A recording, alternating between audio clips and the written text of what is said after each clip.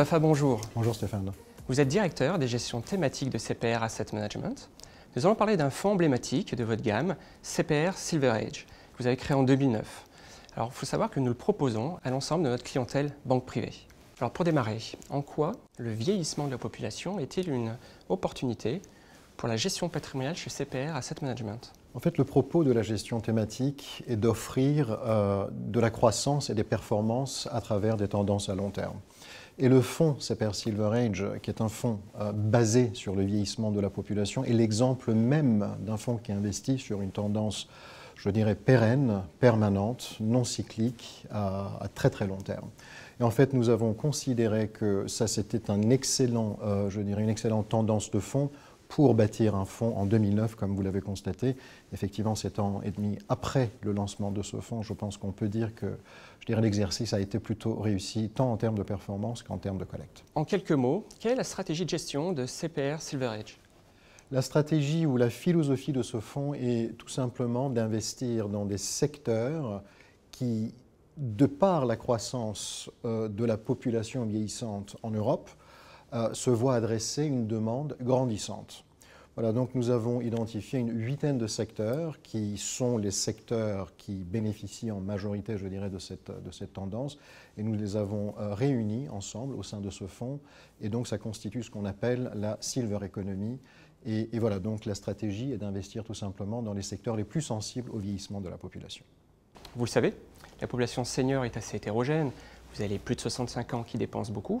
Vous avez les plus de 80 ans qui sont beaucoup plus dépendants. Consommation, dépendance, quel choix privilégiez-vous? Écoutez, en fait, on ne fait pas de choix.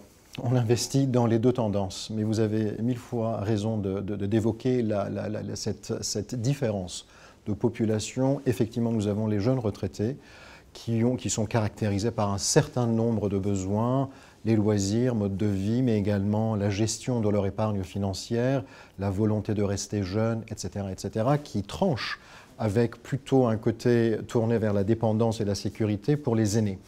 Nous avons fait le choix, tout simplement, si je puis dire, de ne pas choisir et de réunir ces deux populations afin de tirer parti au maximum possible de toute la dynamique et de toute la croissance dont, je dirais, le vieillissement est porteur. Certains secteurs ne sont pas représentés, comme l'énergie, les matières premières. Alors cela n'est-il pas trop contraignant, pénalisant par rapport à des grands indices ou des gestions benchmarkées?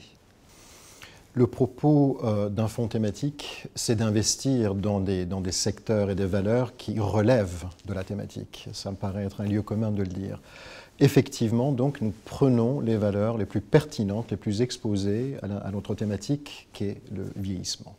Et donc, par conséquent, nous n'investissons pas dans des secteurs qui ne sont absolument pas pertinents par rapport à ce phénomène. Donc oui, effectivement, pour revenir à votre question, nous faisons une sorte d'exclusion.